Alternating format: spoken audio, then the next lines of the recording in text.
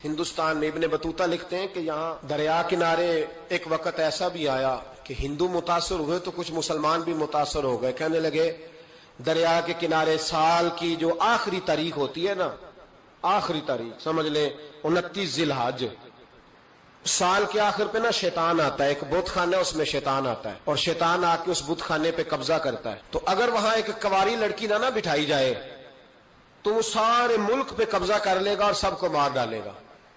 لہذا ایک لڑکی کی بلی چڑھائی جائے گی، اس کو بٹھایا جائے گا بت خانے میں رات کو. وہ کنواری لڑکی ساری رات وہاں بیٹھے گی، صبح جب لینے جاتے تو لڑکی مری ہوتی. شیطان آیا ہے تو اس کو نہ یہ دینی ہے تو تب اس نے جان چھوڑ. یہ رسم تھی. میں اکثر کہتا ہوں ہمارے تو جو دروازے پہ بھیک لینے آتا ہے وہ بھی قسمت کا حال بتاتا ہے. جس کی اپنی قسمت خراب ہے کہ مانگتا پھرتا ہے، اپنی قسمت کا یہ حال ہے کہ در در کا بھکاری ہے، قسمت کی حال بتاتا ہے. اور کئی دفعہ سونا بھی ڈبل کر دیتے ہیں. وہ پتہ تب چلتا ہے جب سنگل بھی غائب ہو جاتا ہے. خدا کا خوف کریں، یہ قسمت کا حال بتائے گا جو روٹیاں مانگتا ہے. کچھ تو تھوڑا سا معیار زندگی بنائے. ہم مسلمان ہیں، ان کا بھی نظریہ بن گیا، مسلمان بھی اس نظریے کا شکار ہو گئے کہ جناب سال کے آخر میں ایک کنواری لڑکی بٹھائیں گے ورنہ وہ سارے ہندوستان کو مار دے گا. ایک حافظ ابو البرکات رحمت اللہ علیہ نام کے بزرگ ہوتے تھے اور سلسلہ عالیہ چشتیہ کے شیخ بھی تھے، لیکن اللہ کی قدرت یہ تھی کہ ان کے چہرے پر داڑھی اور مونچھیں نہیں آئی. کچھ لوگوں کے نہیں نہ آتے بال، کیا کہتے ہیں ان کو؟ کھودے، وہ ہمارا ایک لفظ ہے، بولتے ہیں پنجابی میں. ان کے چہرے پہ داڑھی نہیں تھی. وہ بھی کبھی کبھی اس رستے گزرا کرتے تھے تو قریب ہی ایک بوڑھی اماں کا مکان تھا. تو اماں بڑی مہمان نواز تھی. اس نے دروازے پہ، اگرچہ بیوہ عورت تھی، ایک کی اس کی بیٹی تھی، دروازے پر اس نے مہمان خانہ بنایا ہوا تھا. آنے جانے والے کو کھانا کھلاتی، چائے پہ شوق تھا اس کا. وہ حافظ صاحب دن کے وقت وہاں آئے. اماں بڑا رو رہی تھی، کھانا بھی نہ ملا، چائے بھی نہ ملی. تو کہنے لگے میں تو اس رستے اس لیے آیا تھا کہ یہاں ٹھہروں گا، مہمان نوازی یہاں اچھی ہوتی ہے. ہوٹل تو ہوتے نہیں تھے تو مہمانوں کو مہمان خانوں میں ٹھہرنا پڑتا تھا. تو اماں کدھر ہے؟ تو کہا اماں بڑی پریشان ہے. حافظ جی نے کوشش کی، نیک آدمی تھے، کہ اماں سے ملاقات ہو جائے. حافظ جی کا کمال یہ تھا کہ حافظ اتنے پکے تھے کہ ایک جگہ بیٹھ کر قرآن پاک شروع کرتے تھے اور وہی سارا ختم بھی کر دیا کرتے. اتنی پکی منزل کے حافظ تھے. تو حافظ ابو البرکات صاحب وہاں بیٹھے.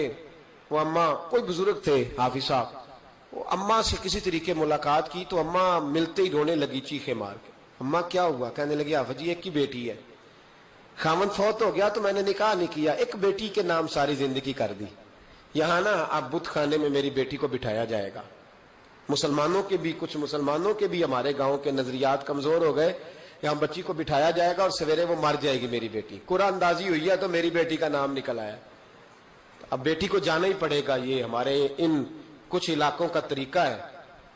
حافظ جی کہنے لگے اماں تو اس طرح کر، میں لوگوں کو سمجھاتا ہوں کہ یہ غلط ہے، شریعت اس کو پسند نہیں کرتی. تو میرے ساتھ انہوں نے کہا یہ لوگ نہیں مانیں گے، بہت سارے ہندو بھی ہیں، بہت سارے مسلم بھی ہیں، تو گڈمنڈ ہو گئے نظریات، یہ تھوڑی مانیں گے. حافظ جی کہنے لگے اماں پھر ایک اور حل بھی ہے، میرے چہرے پہ کون سا داڑھی ہے؟ تو بیبیوں والے کپڑے مجھے دے، آج میں بیٹھتا ہوں وہاں دیکھتا ہوں کون سا شیطان آتا ہے. عقیدہ مضبوط ہو نا. اقبال کیا کہتے ہیں ارادے جن کے پختہ ہو، نظر جن کی خدا پر ہو، تلاطم خیز موجوں سے وہ گھبرایا نہیں کرتے. کہا مجھے دو کپڑے بیبیوں والے، میں بیٹھتا ہوں. اماں کہنے لگی وہ شیطان واقعی آتا ہے. آج تک جتنی بچیاں گئی ہیں سویرے مردہ ملی ہیں.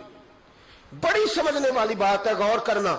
جتنی گئی ہیں ساری مردہ آئی ہیں. تو حافظ جی آپ کو جب وہ شیطان رات کو دیکھے گا نا، آپ آئے ہیں تو آپ کے تو وہ زیادہ ٹکڑے کرے گا کہ اس نے دھوکہ کیا، مرد ہو کے عورتوں کی جگہ پہ آیا. آپ نہ حافظ جی کہنے لگے ٹکڑے میرے ہونے ہیں نا، آپ فکر نہ کریں. دریا کنارے بہت خانہ تھا. حافظ جی عورتوں والا لباس پہن کے وہاں بیٹھ گئے. حافظ صاحب کہتے ہیں 3 دفعہ میں نے رات کو باہر نکل کے دریا پہ وضو بھی کیا. ساری رات میں نے قرآن پاک پڑھا اور جب فجر کا وقت ہوا تو باہر نکل کے میں نے اذان پڑھی. لوگ آئے تو میں نے جماعت کرائی. اور فرماتے ہندو مسلمانوں سب کو بلا کے میں نے کہا کہ اگر آج کے بعد شیطان نہ آئے تو ہندو کلمہ پڑھتے ہو سارے؟ انہوں نے کہا جی پڑھتے ہیں. فرمایا لو پھر میں بالکل صحیح سلامت آ گیا، کوئی شیطان نہیں آیا. کہتے سب ٹھیک ہو گیا. اب لوگ کہنے لگے اب جی بات تو آپ کی ٹھیک ہے پر وہ بی بی کیسے مر جاتی تھی؟ جس کو ہم رات کو بٹھاتے تھے سویرے مردہ ملتی تھی تو اس کو کون مارتا تھا اگر شیطان نہیں آتا؟ حافظ جی سمجھانے لگے کہ شیطان وسوسہ دیتا ہے پر زندگی موت اس کے ہاتھ میں وسوسہ دیتا ہے، جتنی اس کو گنجائش ہے وہ کرتا ہے. کہا پھر وہ بی بی کیسے مرتی تھی؟ تو حافظ جی نے ایک بہت بڑی بات سمجھائی. کہنے لگے اصل بات یہ، جس آدمی کو پتا ہو نا میں نے سویرے مر جانا ہے، وہ ڈر سے ہی مر جاتا ہے. جس کو پتا ہو نا کہ میں یہاں مرنے آیا ہوں تو وہ ڈر سے ہی. فرمانے لگے اس کا عقیدہ کمزور ہو جاتا تھا، وہ نفسیاتی طور پر سمجھتی تھی کہ میں نے مرنا ہی مرنا ہے، تو خوف ہوتا تھا، کوئی قریب نہیں آتا تھا، دریا اور جنگل دائیں بائیں، تو صبح تک اس عورت کا دل بند ہو جاتا تھا، تو وہ خوف سے ہی، اسے کوئی شیطان نہیں مارتا تھا. تو فرمانے لگے جن لوگوں پر خوف طاری ہوتا ہے نا انہیں کوئی بھی نہیں مارتا، وہ اندر کے خوف سے ہی مر جاتے ہیں. اندر کے خوف. بہت سارے لوگ ایسے ہیں جو نفسیاتی طور پر مر گئے، اندر کے خوف سے وہ لوگ مر گئے، اس لیے کہ وہ اپنے آپ کو مضبوط نہ کر پائے. اندر سے مضبوط کریں اپنے